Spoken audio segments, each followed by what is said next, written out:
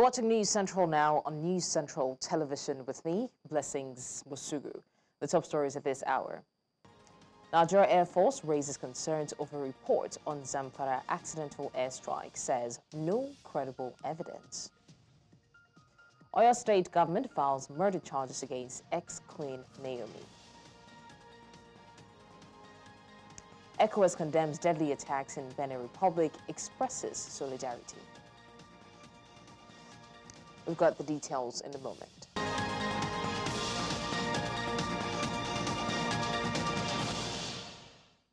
We begin now with security matters. The governor of Zamfara State, Dauda Lawal, has commended the Nigerian military's effort in renewed onslaught against bandits in the state. Recall that the Nigerian Air Force, NAF, in a successful airstrike over the weekend, decisively targeted bandits attacking villages in Zurmi and Maradun local government areas. However, about 16 civilians were mistakenly killed during the airstrike by the military. In a statement issued on Sunday in Gusau, the spokesperson for the Zamfara governor, Suleiman Bala Idris, expressed deep condolences to the families of civilian casualties affected by the airstrike at Tungar-Kara in Zurmi local government area.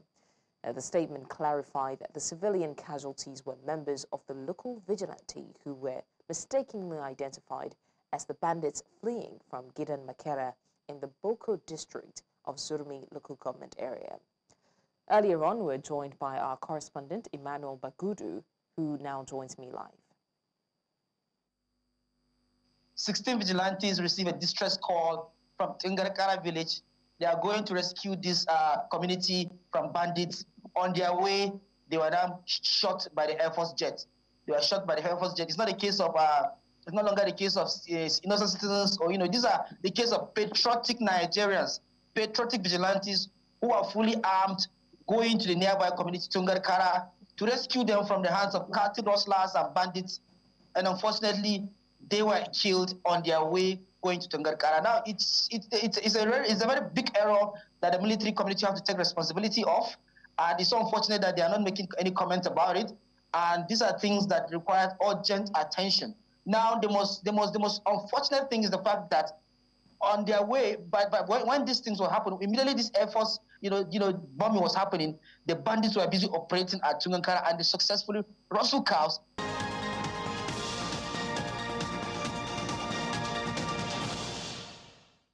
He reassured the public that NAF operations are conducted with strict caution to minimize harm to civilians.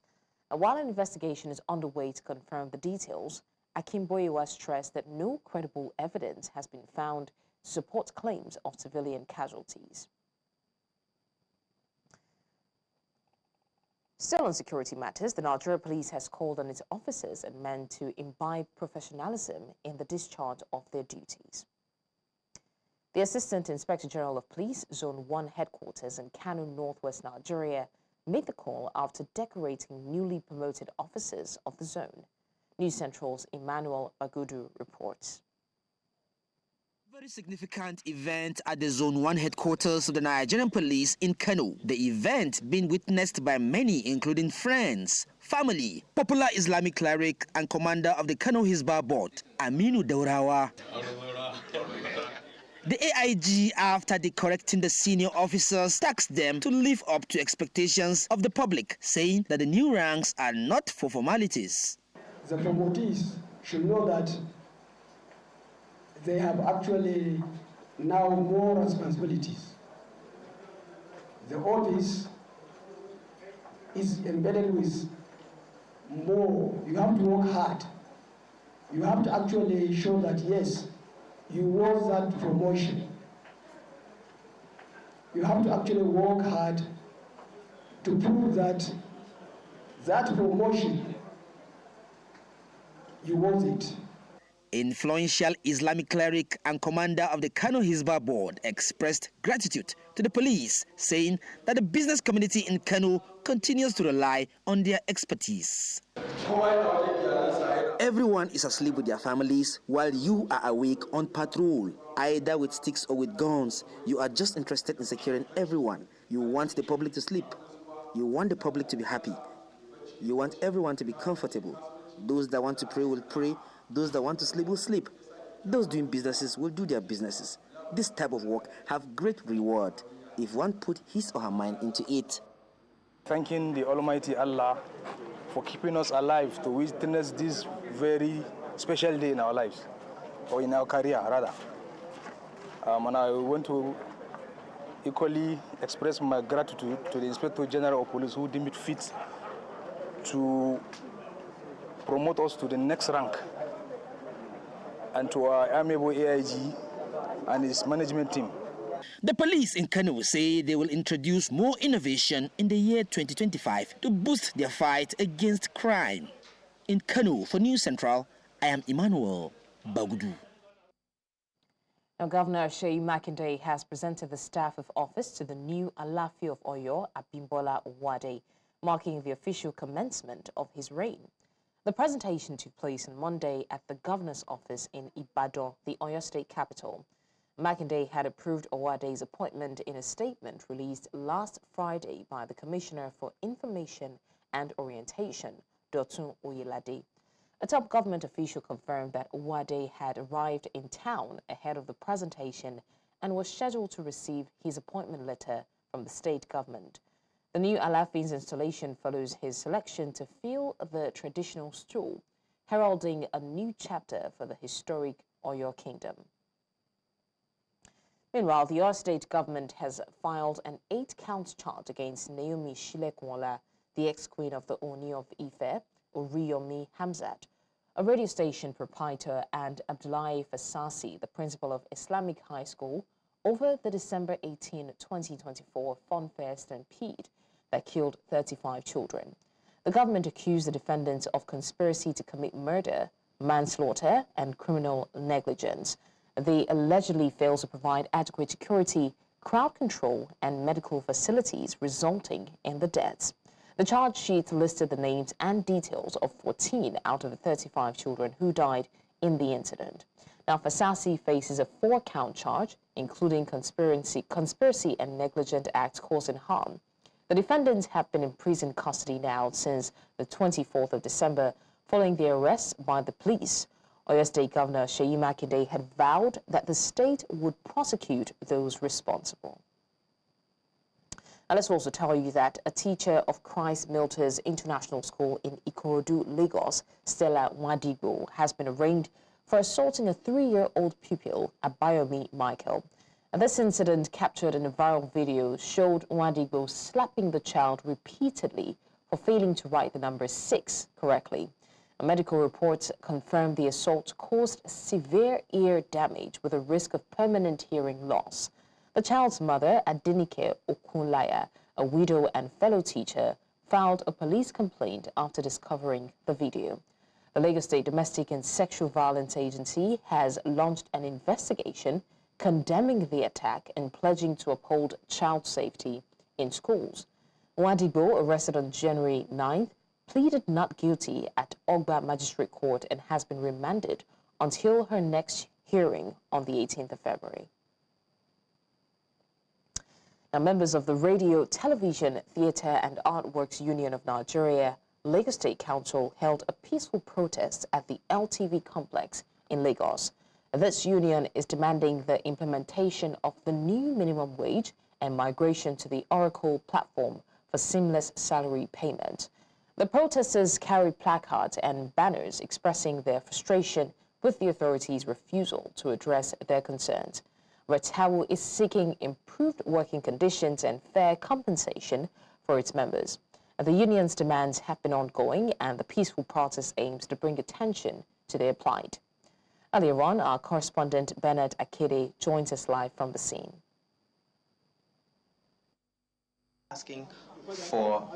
They are asking for, for their workers to be placed on Oracle platform, which makes payments of salaries, payments of benefits seamless and easy for them, makes them feel like they are full staff of the government. Also, they are asking for an implementation of the new minimum wage for Lagos State radio and TV workers. They still haven't felt the impact of that new minimum wage. And the chairman also did state that if after this 3 days warning strike, there is no budge from the government, there's no positive response from the government, that then there will be an entire shutdown of broadcast activities on all radio stations and on the TV stations. I asked him, I said, now what kind of broadcast is ongoing? And he said the skeletal work is still going on because they are essential workers. They will not deprive members of the public of information that they deserve. But should those 3 days of warning strike elapse and they get no positive response, then it will be complete darkness from all the broadcast houses that occupy this particular premises.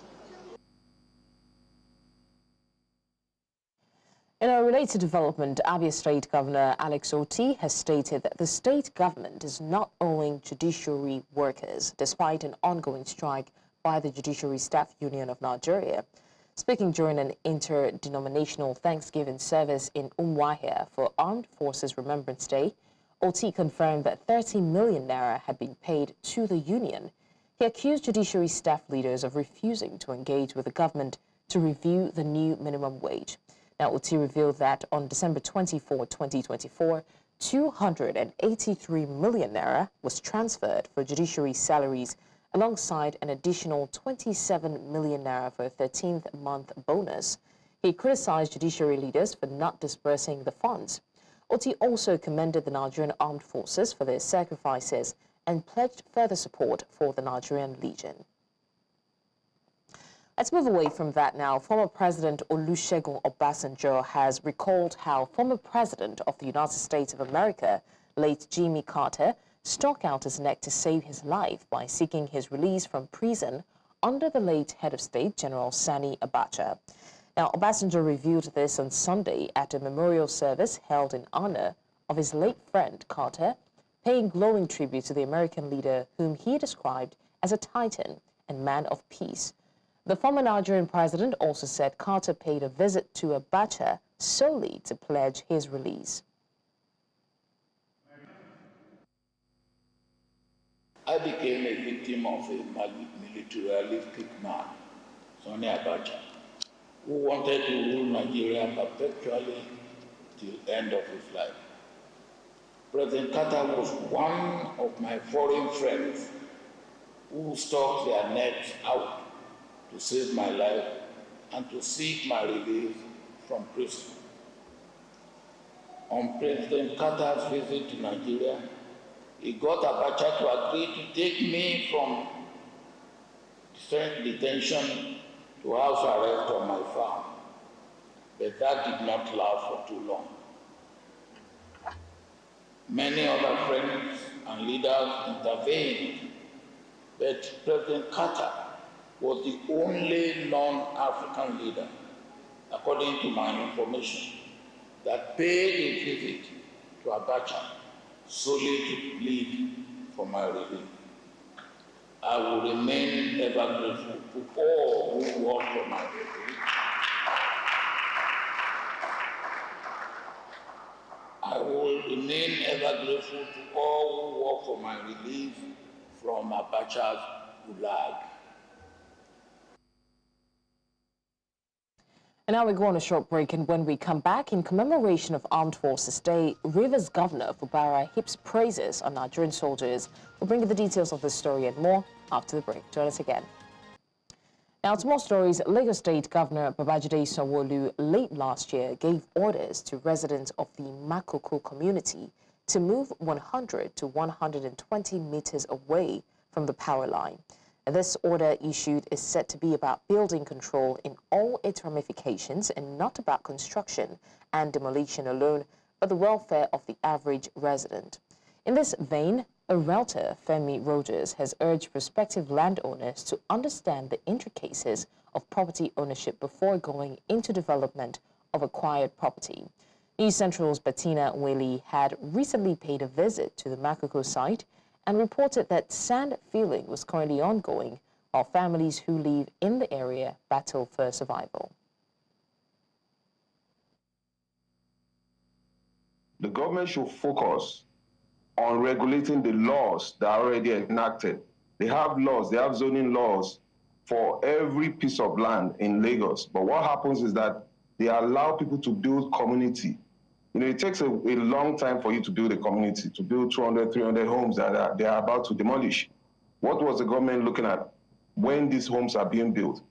The main problem we have is that the government is not focused on their primary duty, which is regulating the laws that they've already enacted. They focus more. What I see basically that is happening is they go and build homes, they go and build projects. Governors are building projects, they are building communities. This should be left for developers.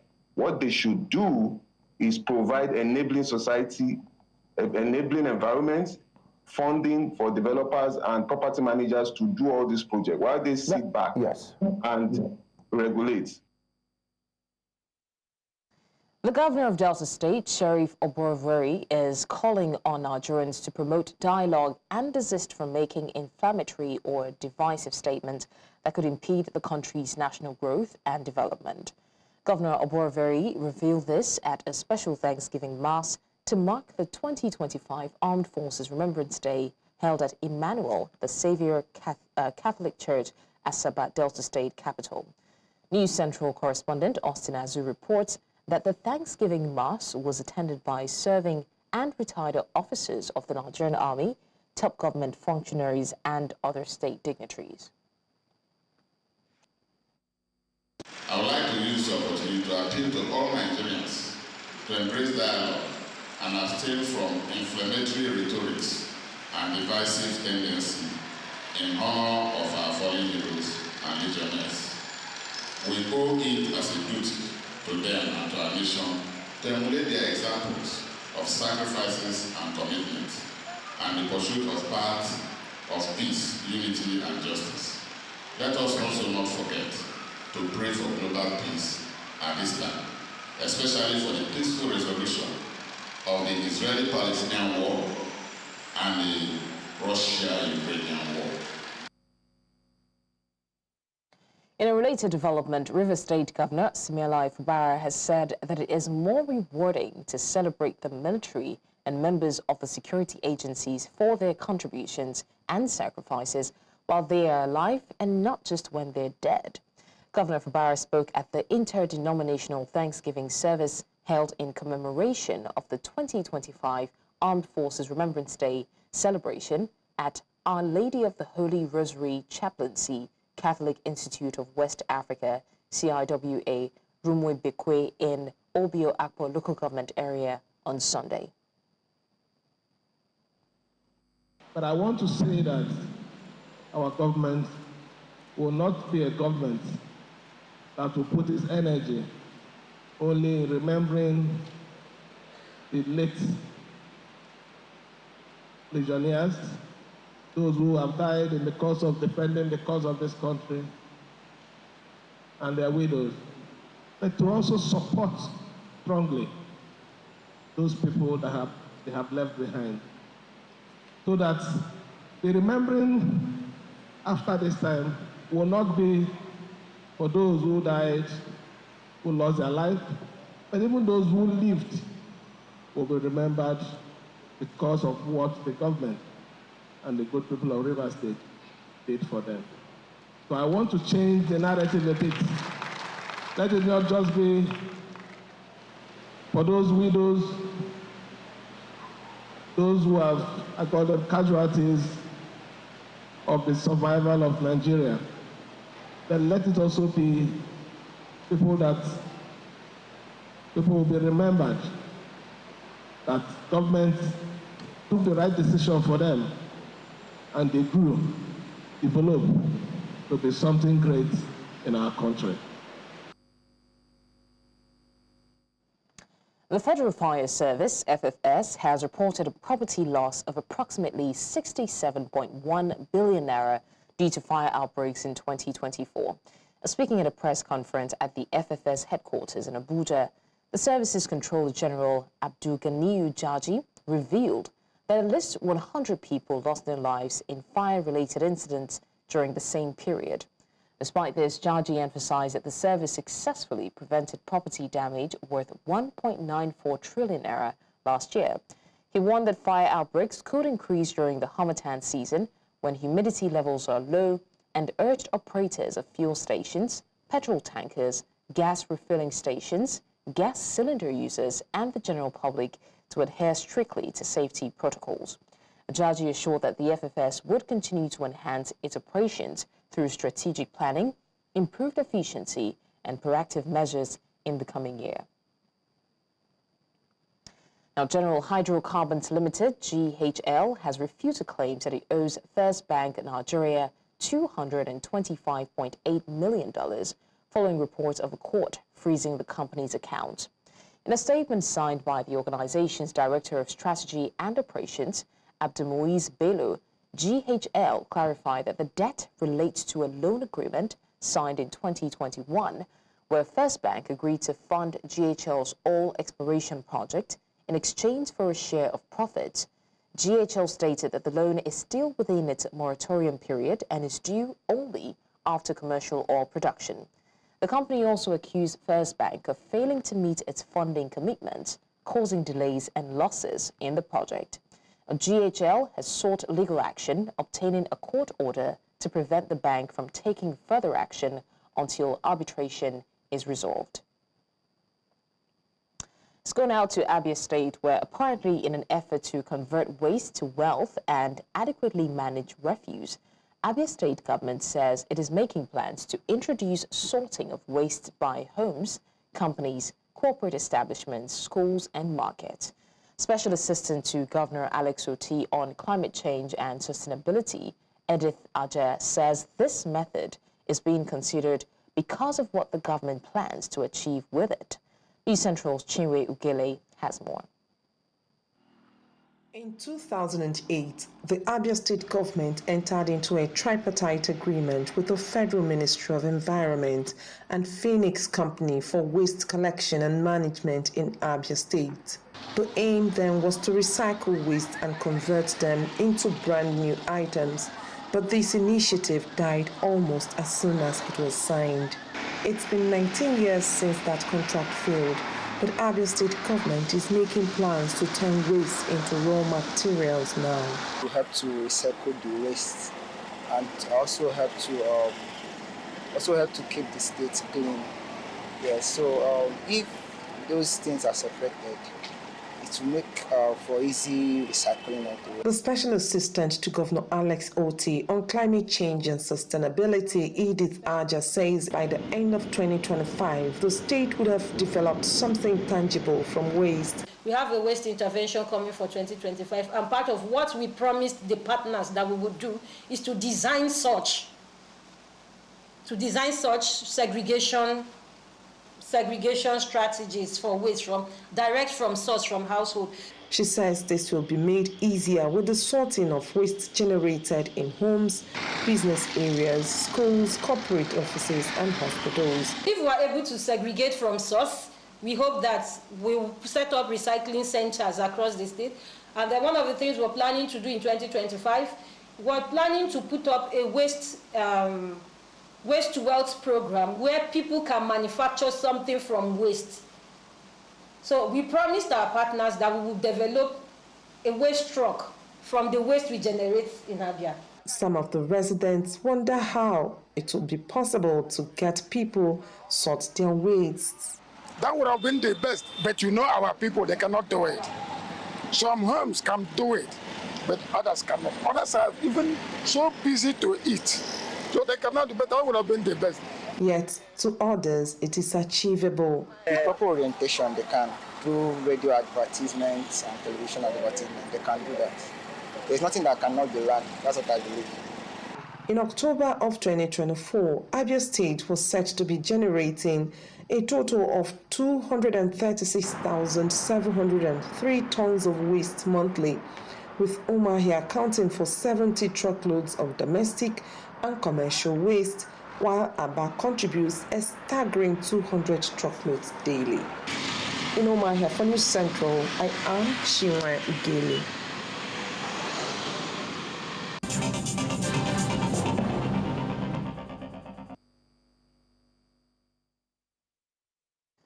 Right now, we did mention there was a developing story which is happening live in the FCT with our correspondent, Favor Itua, who's currently there to give updates. Now, I did say that all is set for the officially unveiling Eric Sekuchel as the new head coach of the Super Eagles. The unveiling ceremony organized by the Nigeria Football Federation, NFF, is presently taking place in the media conference room of the MKO Abiola National Stadium. Now, this is currently going on in the FCT. We have Favour Itua here in the studio who will be monitoring the live along with us, but now we'll be going over to the FCT to join the live happening.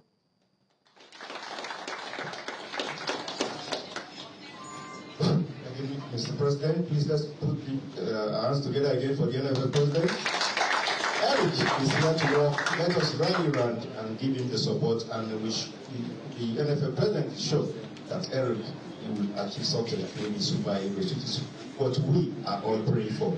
At this point, I will call on the General Secretary of the NFF, Dr. Ahmed Sanusi, to lead the Chairman of the Technical and Development Committee, as well as the Technical Director, to present Mr.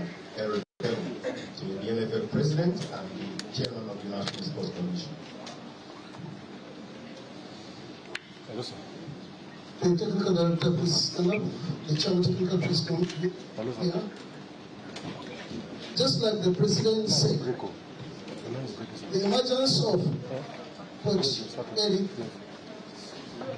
was the work of the Technical Department as well as the Technical and Development Committee. They can join now. It is my honor they can join now. They're just about presenting.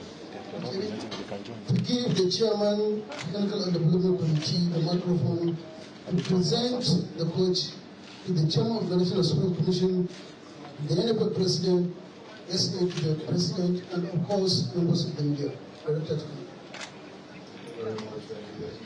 Without wasting time, I now capacity on behalf of the Nigerian Football Federation, and of course, Chairman Technical, hereby present. I will take us to the World Cup 2026 USA Thailand.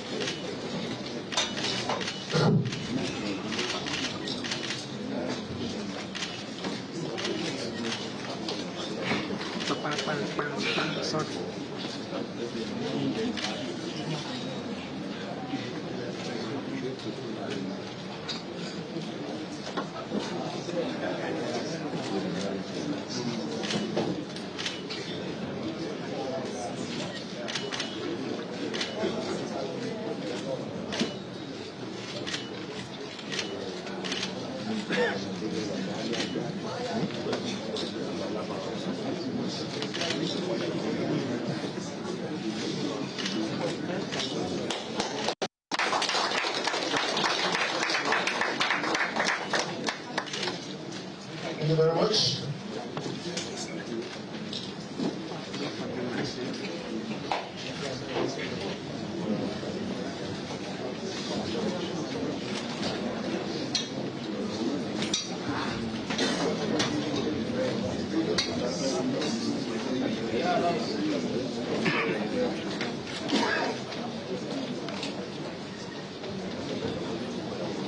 We have the next item on the agenda.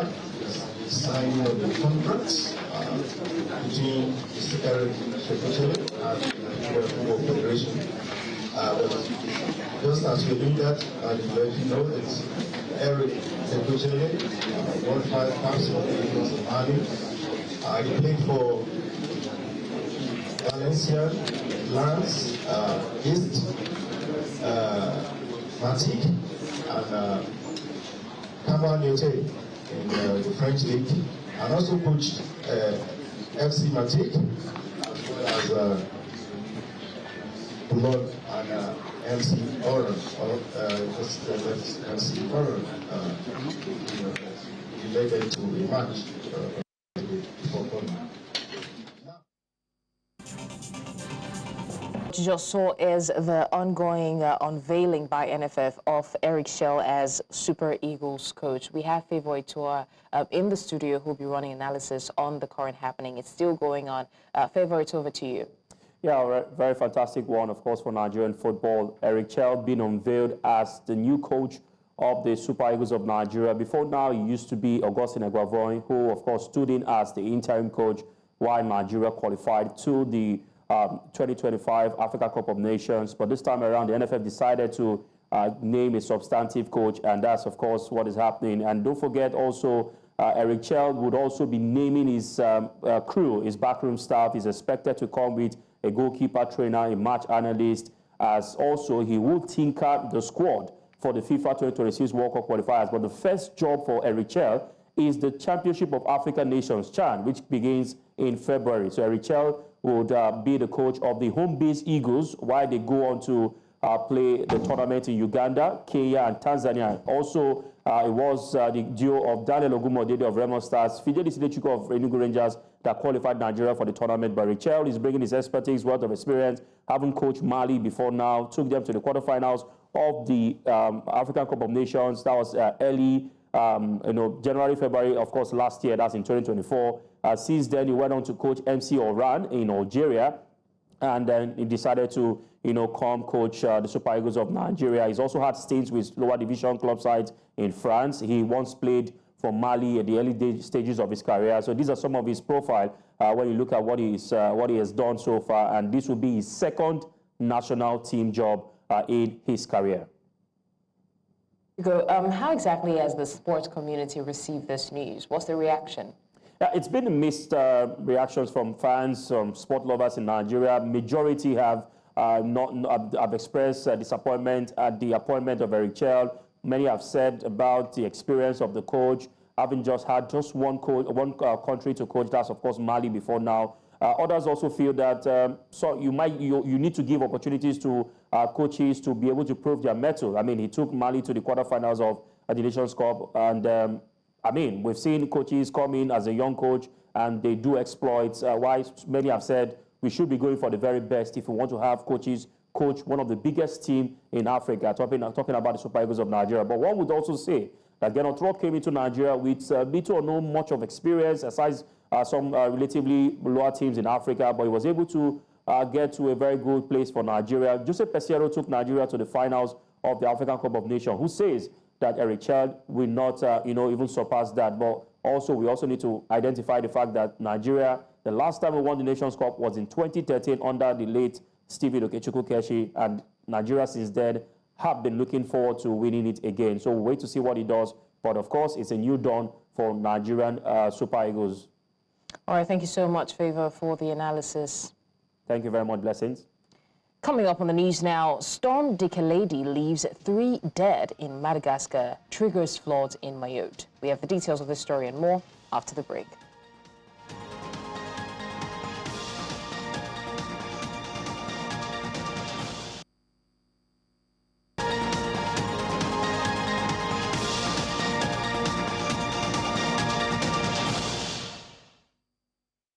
Thanks for staying with us. Now, the Economic Community of West African States, ECOWAS, has condemned the recent violent attacks in northern Benin that claimed dozens of lives.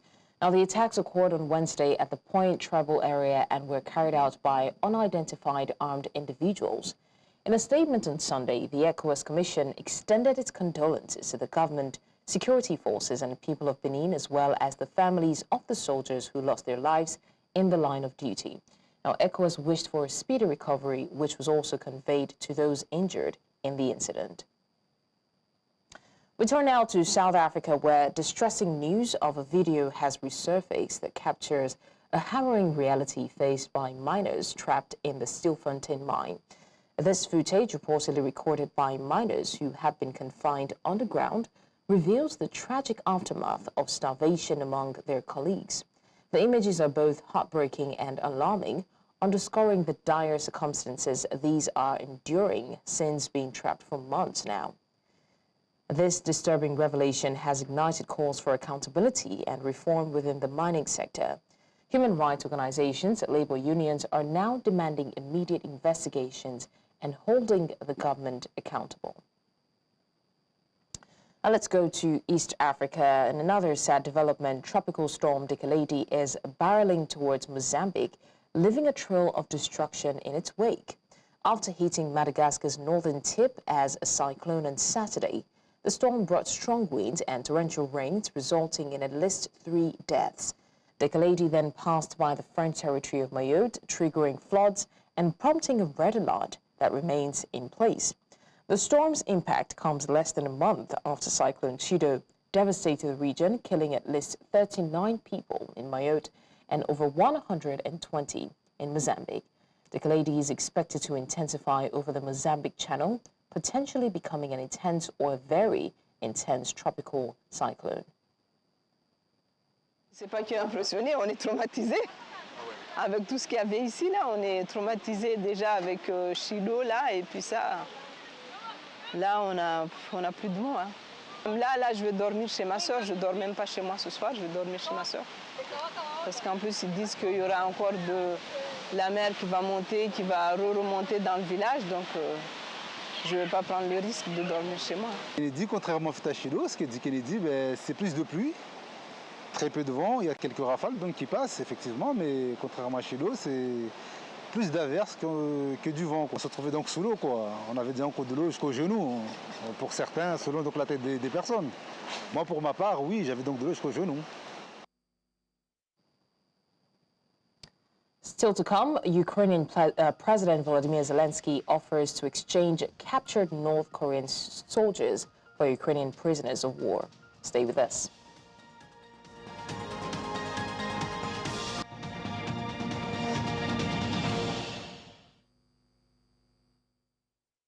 Now going to stories outside the African continent, Ukrainian President Volodymyr Zelensky has offered to exchange captured North Korean soldiers for Ukrainian prisoners of war held in Russia. This comes after Ukraine confirmed the capture of 2 wounded North Korean soldiers in Russia's Kursk region. South Korea's National Intelligence Service has verified the capture, which occurred on the 9th of January.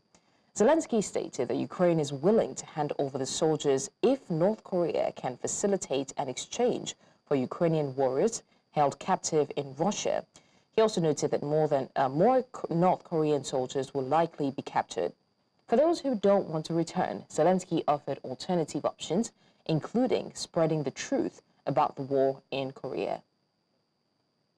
Безпеки України продовжує працювати з полоненими з Північної Кореї. Один виявив бажання залишитись в Україні. Другий з них хоче повернутись в Корею. Якщо Кім Чен Ін взагалі пам'ятає про цих своїх громадян і може організувати обмін на наших воїнів, які утримуються в Росії, ми можемо передавати таких солдатів. Now, Croatian President Zoran Milanovic has secured a landslide victory in the presidential election, winning 74.58% of the votes.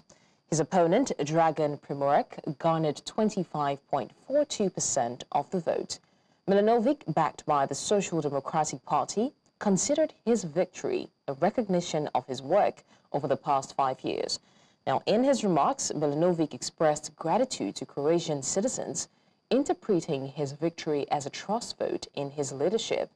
Despite his role being largely ceremonial, Milanovic has significantly influenced Croatia's foreign policy and national defense strategies. The election saw a voter turnout of 44.15%. Milanovic's win is viewed as a public endorsement of his leadership.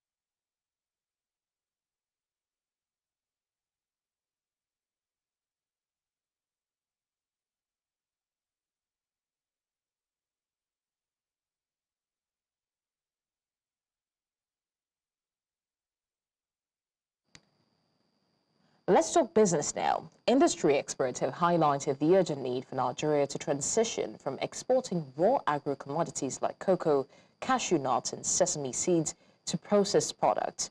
Now, according to the International Trade Center, Nigeria's raw exports leave significant revenue untapped, with cocoa exports losing $404 million in potential revenue and cashew nuts missing $437 million.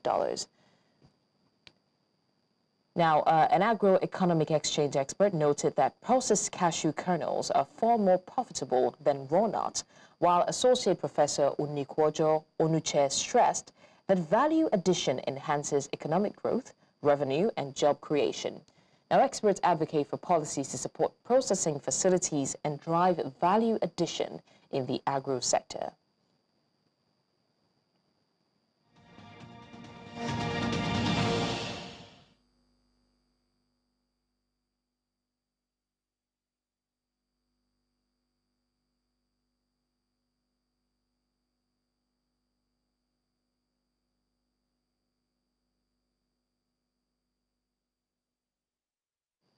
Now, Nigeria's women under-19 cricket team, the junior female Yellow Greens, will play Pakistan in a warm-up match today ahead of their debut at the 2025 ICC Women's Under-19 World Cup.